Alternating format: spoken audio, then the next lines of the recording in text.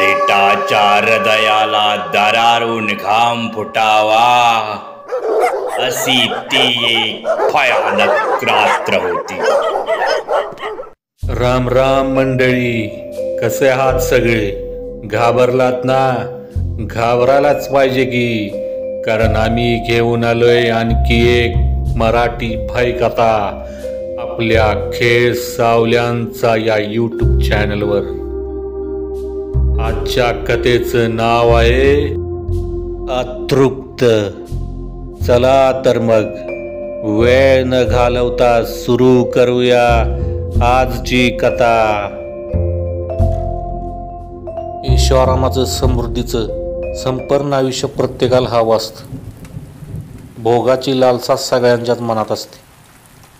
अर्थात महत्वाकांक्षा हा काही दोष नाही.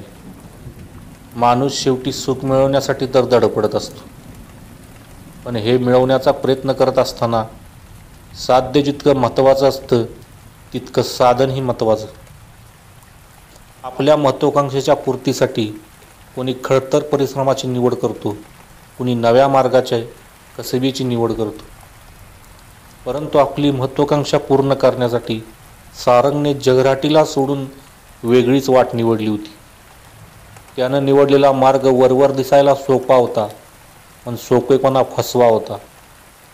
ज्या महाराजांच्या नादी लागून सारंग श्रीमंत होण्याची आपली महत्वाकांक्षा पुरी करू पाहत होता, त्या रंगनाथ महाराजला सारंगने अजून ओळखलं नव्हतं. रंगनाथ महाराज मांत्रिक होता. मांत्रिक, उलट्या काळजाचा मांत्रिक. एका झोपडपट्टी परिसरात त्याचा जन्म झाला होता. त्याला समज येण्याआधीच त्याची आई वारली. वडिलांचा पत्ता काय, नाव देखील त्याला माहीत नव्हतं. जिथं मृत्यू सगळ्यात जास्त स्वस्त होता त्या झोपडपट्टीत योगायोगाने रंगनाथाची एका बंगाली बाबाशी गाठ पडली. बंगाली बाबाचं वय झालं होतं. त्याला कुणाची तरी मदत हवी होती. रंगनाथ त्याचा मदतगार झाला.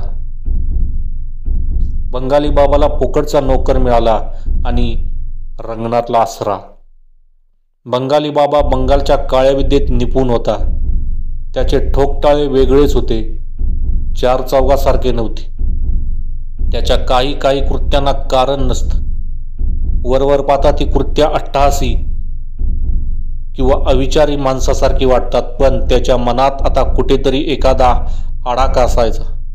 2 + 2 म्हणजे 4 हा आपला साधा हिशोब झाला. त्याचे हिशोब वेगळेच होते. थोड्याच दिवसात रंगनाथाने बंगाली बाबाचा विश्वास संपादन करून घेतला. शेवटच्या दिवसात आपल्या मदतनीस झालेल्या रंगनाथवर बंगाली बाबाही खुश होता. सोबत त्याच्या हिशोबात रंगनाथ परफेक्ट बसत होता. त्यामुळे त्यानं स्वतःजवळ असलेली सगळी विद्या रंगनाथला शिकवली.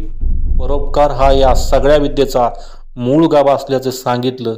परंतु परोपकार, नीती अनीती हे शब्द रंगनाथच्या शब्दकोशात नव्हते.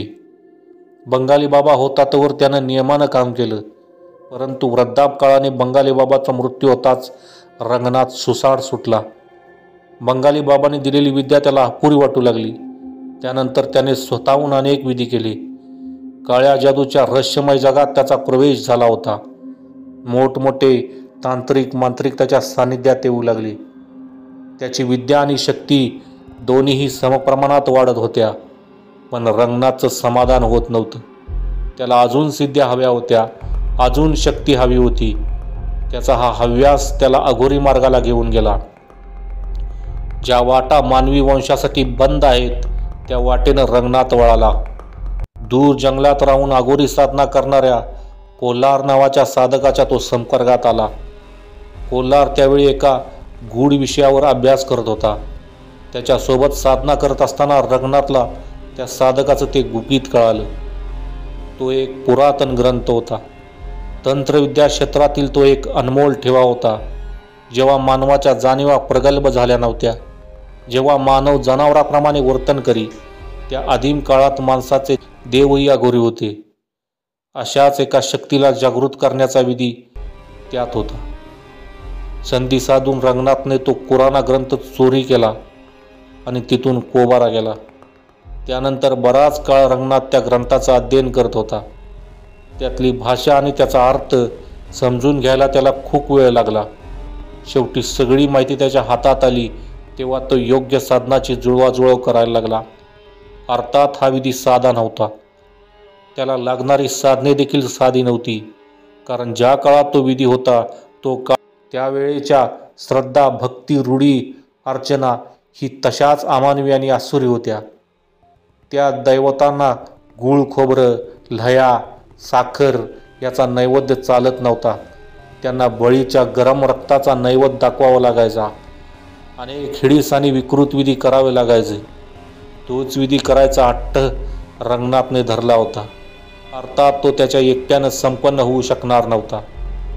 तेव्हा रंगनाथ एक महाराज झालेला होता. त्याचा एका ठिकाणी कधीच थारा नसे. कधी या गावात तर कधी त्या गावात त्याची भ्रमती सुरू असे. करणी, भारणी, चेटूक, भानामती, अंगारे दुपारे, मंत्रतंत्र, अघोरी विद्येसाठी अनेक जण त्याच्याकडे येत. तोही आपल्या जवळच्या ठोकटाळ्याने त्यांची कामं करून देई.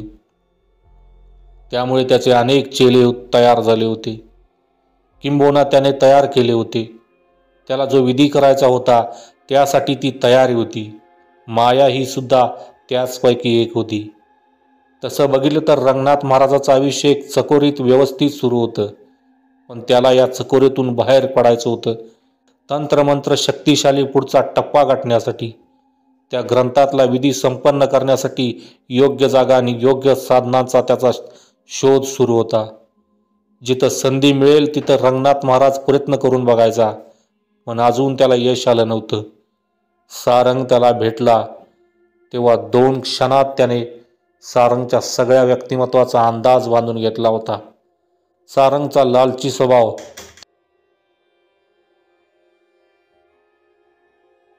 त्याची स्त्रीसुखाची हाव आणि श्रीमंत होण्याची महत्त्वाकांक्षा रंगनाथ महाराजाने तात्काळ हेरली. त्याला हवं तसं सावध सारंगच्या रूपात त्याच्या समोर आलं होतं. त्यामुळे रंगनाथ महाराजाने आपला डाव टाकला होता. मायाला हाताशी धरून एक मायाजाल उभं केलं होतं. सारंग आणि त्याच्या भोवती सगळेजण आता या चक्रव्यूहात अडकणार होते.